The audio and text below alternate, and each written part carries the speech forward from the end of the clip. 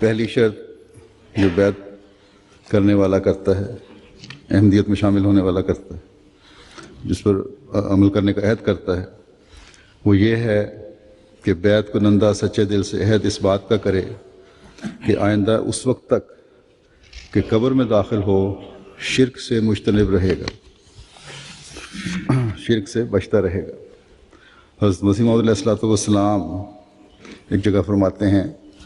کہ توحید صرف اس بات کا نام نہیں کہ منہ سے لا الہ الا اللہ کہیں اور دل میں ہزاروں بت جمع ہوں، بلکہ جو شخص کسی اپنے کام اور مکر اور فریب اور تدبیر کو خدا کی سی عظمت دیتا ہے یا کسی انسان پر بھروسہ رکھتا ہے جو خدا تعالیٰ پر رکھنا چاہیے، یا اپنے نفس کو وہ عظمت دیتا ہے جو خدا کو دینی چاہیے، ان سب صورتوں میں وہ خدا تعالیٰ کے نزدیک بت پرست ہے۔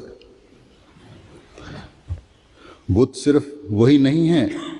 جو سونے یا چاندی یا پیتل یا پتھر وغیرہ سے بنائے جاتے اور ان پر بھروسہ کیا جاتا ہے، بلکہ ہر ایک چیز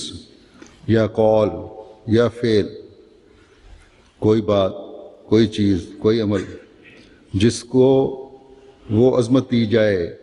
جو خدا تعالیٰ کا حق ہے، وہ خدا تعالیٰ کی نگاہ میں بت ہے۔ یاد رہے کہ حقیقی توحید جس کا اقرار خدا ہم سے چاہتا ہے اور جس کے اقرار سے نجات وابستہ ہے، یہ ہے کہ خدا تعالیٰ کو اپنی ذات میں ہر ایک شریک سے، خواہ بت ہو، خواہ انسان ہو، خواہ سورج ہو یا چاند ہو، یا اپنا نفس یا اپنی تدبیر اور مکر و فریب ہو، منزہ سمجھنا اور اس کے مقابل پر کوئی قادر تجویز نہ کرنا، کوئی رازق نہ ماننا، کوئی معز اور مذل خیال نہ کرنا، یعنی کوئی ایسا شخص خیال نہ کرنا جو عزت دینے والا ہے یا ذلیل کرنے والا ہے، بلکہ خدا تعالیٰ ہی عزت دیتا ہے اور ذلت دیتا ہے۔ کوئی ناصر اور مددگار نہ قرار دینا، اور دوسرے یہ کہ اپنی محبت اسی سے خاص کرنا، اپنی عبادت اسی سے خاص کرنا، اپنا تذلل اسی سے خاص کرنا، اپنی امیدیں اسی سے خاص کرنا، اسی سے وابستہ رکھنا، اپنا خوف اسی سے خاص کرنا۔ بس کوئی توحید بغیر ان تین قسم کی تخصیص کے کامل نہیں ہو سکتی۔ وہ کون سی تین قسم کی خاص باتیں ہیں؟ فرمایا، اول، ذات کے لحاظ سے توحید، یعنی یہ کہ اس کے وجود کے مقابل پر تمام موجودات کو معدوم کی طرح سمجھنا، جو کچھ بھی دنیا میں موجود ہے اسے کوئی حیثیت نہیں، تمام کو خالقۃ الذات اور باطلۃ الحقیقت خیال کرنا۔ ہر چیز جو ہے وہ ہلاک ہونے والی، اپنی ذات میں کوئی حیثیت نہیں رکھتی، ختم ہونے والی ہے اور اس کی کوئی حقیقت نہیں۔ اللہ تعالیٰ کے مقابلے میں سب جھوٹ ہے۔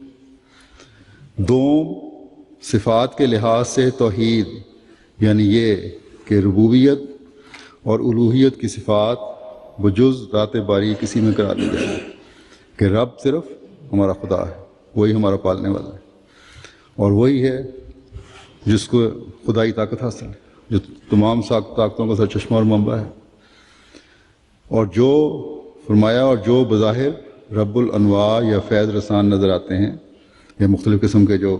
پالنے والے نظر آتے ہیں یا جن سے ہم فائدہ اٹھاتے ہیں، یہ اسی کے ہاتھ کا ایک نظام یقین کرنا۔ یہ سب لوگ بھی جن سے بھی فائدہ دنیا میں مل رہا ہے ہمیں، یہ اللہ تعالیٰ کی وجہ سے ہی مل رہا ہے، اللہ تعالیٰ کے نظام کا ایک حصہ ہے۔ تیسرے، اپنی محبت اور صدق اور صفا کے لحاظ سے